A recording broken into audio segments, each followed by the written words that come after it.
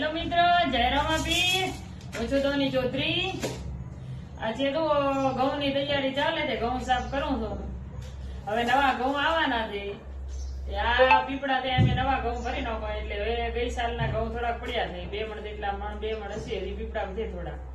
તે ઈ સાળીને આમે લેવાના અને નવા પાછા એમાં ભરવાના. ગઈ સાલ તો આ સાલ ખબર નહીં થોડા ખાધા, નકર તો 7 મણ ઘઉં મેં ભરવાના 3 જણો હતા અમે. 7 મણ ઘઉં તો ખોદતો, પણ આ વખતે 7 મણ ઘઉં ભર્યા હતા તો એની 2 મણ ઘઉં તો પડ્યા છે.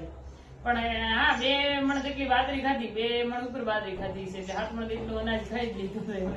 બાજરી ઘઉં ખો, પણ હવે 3 જણા હતા અમારા વર્ષનો 7 મણ જોઈએ. ત્યાં જોના ઘઉં છે ને આ કીધું થોડા આમ તો થાય ને દિવેલ દઈને ભરવું છું એટલે કોઈ ગવાન થતો નથી. રૂમ બેડરૂમ અમે રાખો ને તો એસી વાળું હોય ને ઠંડુ વામન એટલે થોડું ઘઉં ને ઓલું થાય ને હોય રાખો ને એટલે કઈ વાંધો નથી આવતો. અને 2 ગુણ જેટલા ઘઉં લાંબુ રાખો અમારે બરાબર 2 ગુણ નું છે આ 2 બોરીનું, પણ એટલા ઘઉં લાવી છોકરા ખાતા હોય ને 7 મણ ઘઉં ખાતા. અને એક ભાતનો કટો હારવાર લાવવાનો તો ઈ ભાતનો કટો નહીં ખાતો, 15 કિલો ભાતે ખવડાતા હશે. એ બધે સેમન અત્યારે કાલ લખાવીને આવી તો આજકાલ મેં આવી જશે.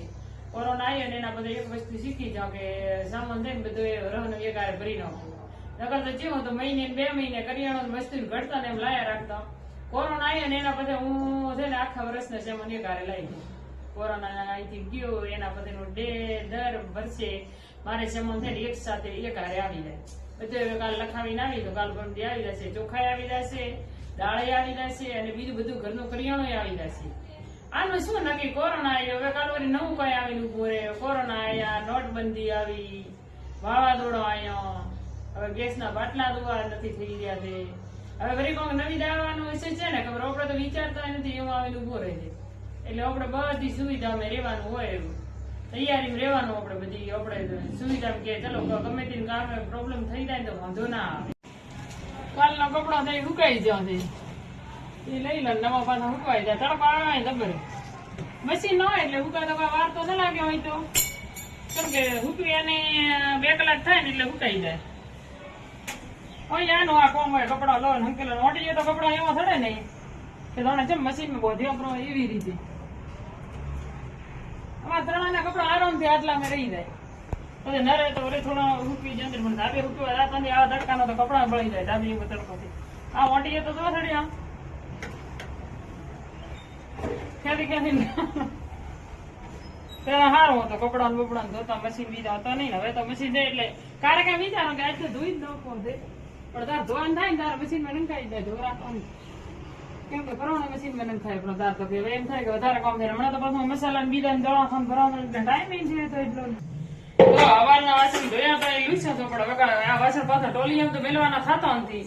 કેમ કે હવા અત્યારે રોજ પાછું બનાવવાનું છે, રોટલી બનાવવાની છે. શાક તો હવાનું બનાવીને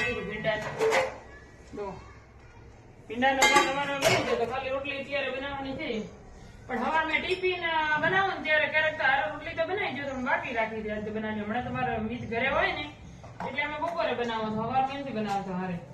કેમ કે એને અત્યારે વેકેશન હોય એટલે કાલ પરીક્ષા પૂરી થઈ છે અને વેકેશન હોય એટલે જાતથી ગરમ ખાવા મળે. ઠંડુ તો બધા આખો વર ટિફિનમાં લઈ જાય તો ખાતું જ હોય. એટલે હવે બસ રોટલી બનાવવાની છે. ઘઉં તો સાફ કરી નાખ્યા, કપડા ઉકવાઈ જાઓ, કચરો કઢાઈ જાઓ, હજી પોતો તો બાકી છે.